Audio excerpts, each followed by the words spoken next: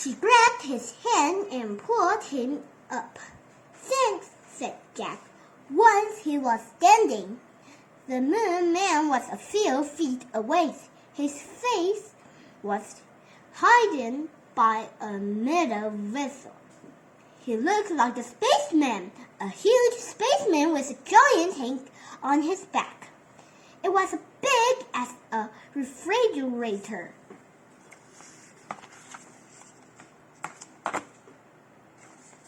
"That's a jet backpack," said Jack.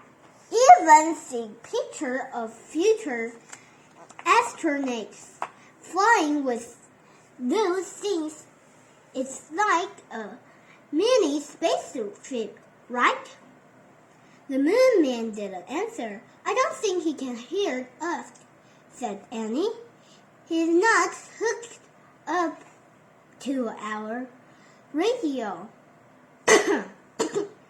"Oh, right," said Jack. "I'll write him a message." "Good idea," said Annie.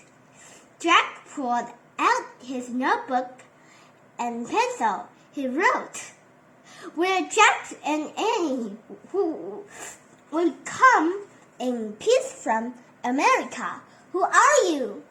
Jack handed that notebook and his pencil to the Moon Man. They looked tiny in his big hands. The Moon Man looked down at the message. He looked at the tiny pencil. Then he turned the notebook over. Jack and Annie watched as the Moon Man put the pencil to the paper. He was writing something very carefully.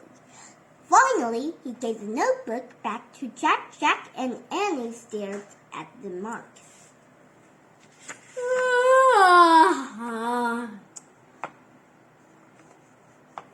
"Stars," said Annie. He drew stars.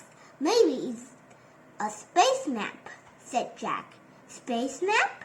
said Annie. "Hey, Jack, map starts with M." "Oh, wow," said Jack. "This must be the fourth M6.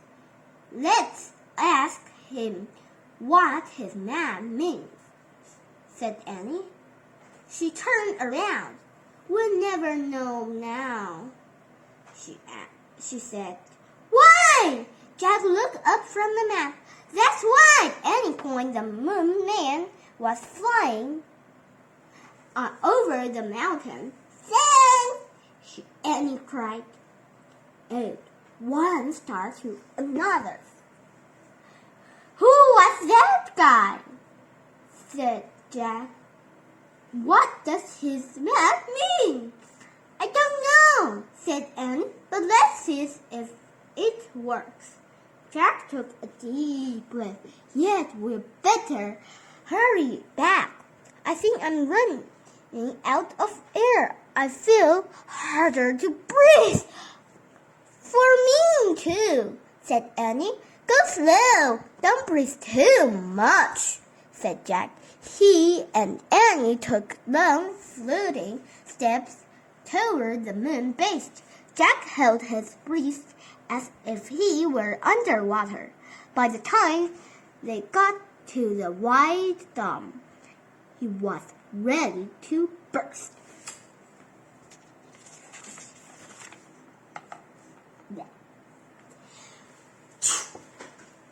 Annie pushed a button beside the huge door. It slid open. They hurried into the airlock.